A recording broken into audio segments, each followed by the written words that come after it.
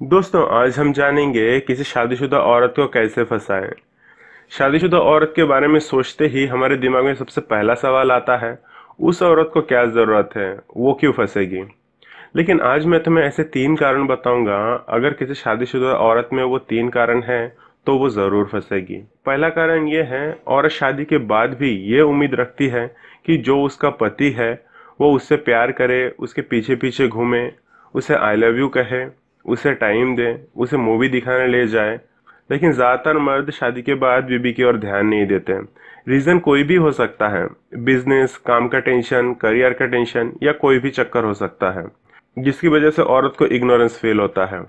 जैसे कि हमने पहले वीडियो में देखा है, औरत हमेशा नंबर 1 बनना चाहती है और नंबर 1 पर ही रहना चाहती है।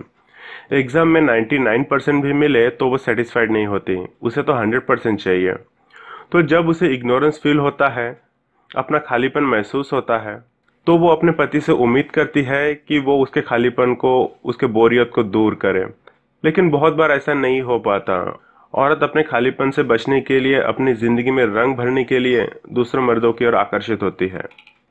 शादीशुदा औरत के फंसने का दूसरा कारण है, उनके पति अगर ज्यादातर बाहर रहते हैं, उनके बीच पति पत्नी वाला संबंध नहीं होता और औरत को संबंध बनाने के लिए इंतजार करना पड़ता है। तो वो इस इंतजार के पल को काटने के लिए, अपनी उदासी को दूर करने के लिए, खुद की संबंध बनाने की जरूरत को पूरा करने के लिए वो दूसरा रास्ता ढूंढ लेती है। तो ऐसे में कोई गैर मर्द उसे फंसाने की कोशिश करे तो वो उसकी ओर आकर्षित हो जाती है। तीसरा कारण है, अगर औरत अपने पति के साथ के संबंध से खुश ना हो, सेटिस्फाइड ना हो। देखो, औरत को कमी बर्दाश्त नहीं होती, वो अपनी कमी को पूरा करने के लिए बाहरी रास्ता ढूंढ ही लेती है। तो ऐसे में भी कोई दूसरा मर्द उसे लाइन मारे तो वो गैर मर्दों की ओर आकर्षित हो जाती है। तो शादीशुदा औरतों को फंसाया जा सकता है। उन्हें कैसे फंसाना है वो देखते हैं।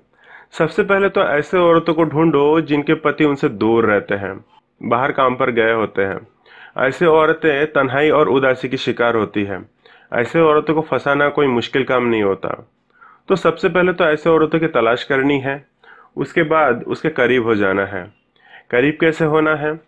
ऐसे औरत को घर के मेंटेनेंस का काम करने में, इधर उधर आने जाने में बहुत तकलीफ होती है।